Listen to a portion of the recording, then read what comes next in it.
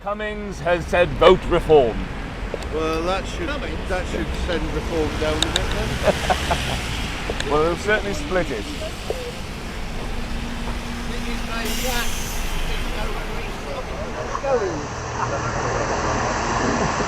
How you doing, Bob? Hello, how are you? Very good. You got one more on the camera? Yes. Well, I didn't get beat or anyone this morning because it rained. Alright. Alright, very nice.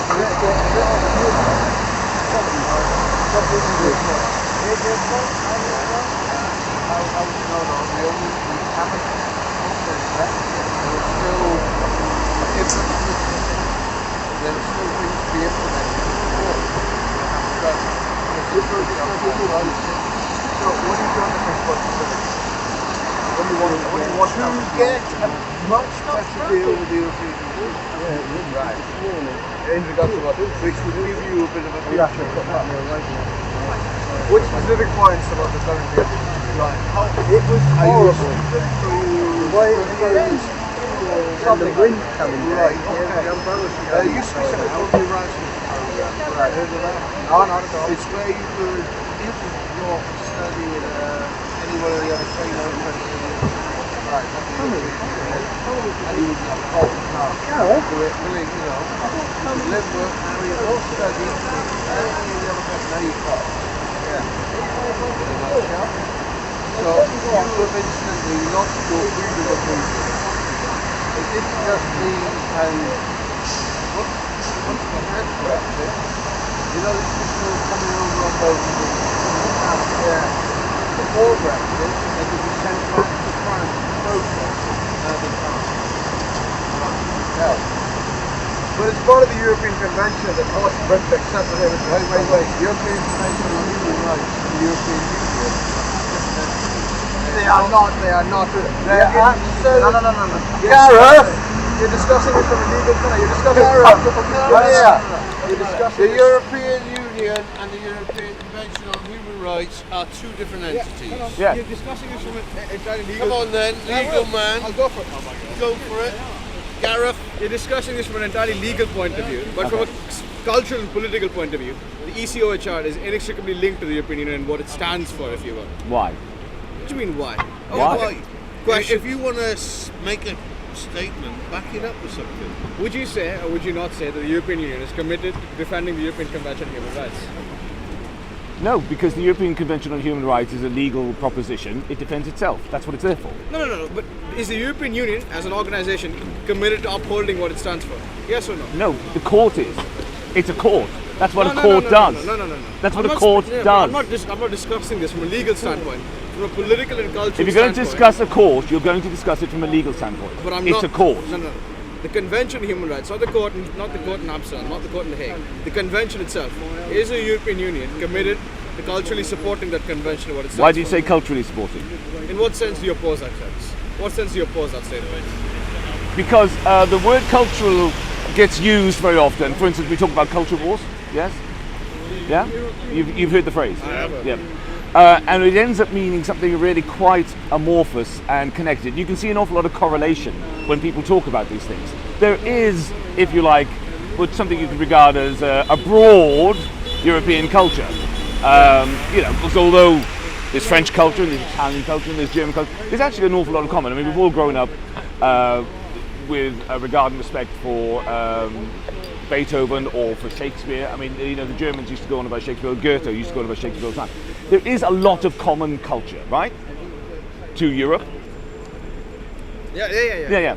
So, but it's quite broad, vague, and if you then try and apply that broad thing to something very, very precise, that fails. That is not going to work. And the broader question is out of futility. I mean, it's 9 years past. I suspect Wait, we left officially 31st of August 2020. The vote was... So we have 5 years. But the decision was made. Yes. The legitimacy of the populace. Wait. 9 years ago. Okay. What about the referendum in 1975? What about... So that decision was made. That's a referendum. That was a referendum. A referendum is a generational sort of thing. Yeah. It doesn't 1975, people are still alive. Would you say people but in those same people are still alive now, and we still voted to leave. Sorry? Yes, Yes, but they the are. point being made here is, as you say, it doesn't bind, and it doesn't bind us now. So something happened 90 years ago. As you say, the previous one didn't bind us because we had another referendum. And now we're 9 years on, that doesn't bind us either. We can have another referendum. Yeah. But that doesn't work because the question is out of generational legitimacy. 1975 is a long way removed from 2016. A lot of things are I completely take you different. back to law. We could, now, no, before you jump in, I absolutely concede this would be absolutely impractical. But the position in law is we could have a referendum every day. Now, I'm not saying we shouldn't. I'm not. That would be silly. Okay. But this idea that you are held to something for a generation, that's just a made-up thing. We have a general election every 4 to 5 years. Yeah. So, whilst I concede that every Tuesday would be stupid, every few years we could have another discussion about this. Do you think public opinion's in support of rejoining? Well, no, it's a fact that we know it is. I'm going to say every poll. No. Because some people take polls. You know, almost every poll in 2.5 years has given a between 55 and 60% in favour of rejoining. But you Do you will. think that's just Now, and if I may just finish on this, young men, in your age category, are you both younger than 24? Yeah, just Right, about. okay. In 18 to 24 year olds, it's 80% of the population want to rejoin. Now these are polls, it's not a referendum. You have to be careful with polls, I absolutely concede that.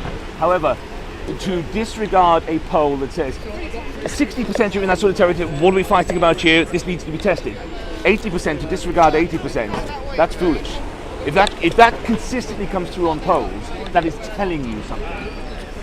I'm getting the idea that you guys think Brexit was a good idea and we want to maintain it, but you, in your demographic, not in the country generally we can have a discussion, but in your demographic, you're outliers. Yeah.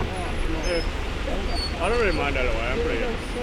Sorry? I'm pretty indifferent in rejoining. That's it. You're indifferent. Okay, well, fair enough. In your opinion, do you think you achieve a practical purpose, or do you think it's part of something that'll take you a long time to get moved towards something? Well, it's not going to happen like that, you know. And we discussed, we're quite confident that actually how it would materialise is incrementally.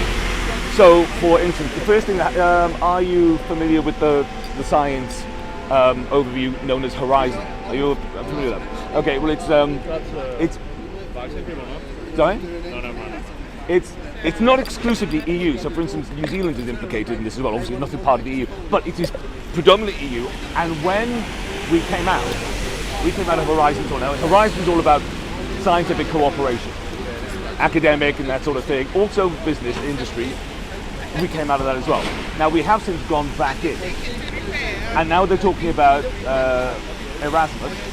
We are going to have, because it got announced last week, we are going to have a return to some sort of youth program. You'll get it, I won't. About a certain amount of movement for the youngsters, for work. So these are all things that are now chipping away at that rock of Brexit. Is your goal a United Kingdom that is formally in the European Union? Would you prefer some sort of pseudo membership in the European Union? Well, The four freedoms are. We will go through that stage. Is what I'm saying. It's going to be incremental. But ultimately, once you've hit that stage, you do need to join because you're in a way. Although I think it's a necessary transition place, you are in a slightly invidious position there. No, a very invidious position if it persists. As a brief period, it wouldn't matter. But if it persists for any length of time, it's extremely invidious because you take the instructions, the formats, the guidelines, the laws of Europe, but you don't actually input into it. You know, not only did we used to input into all of those things, actually we led the way.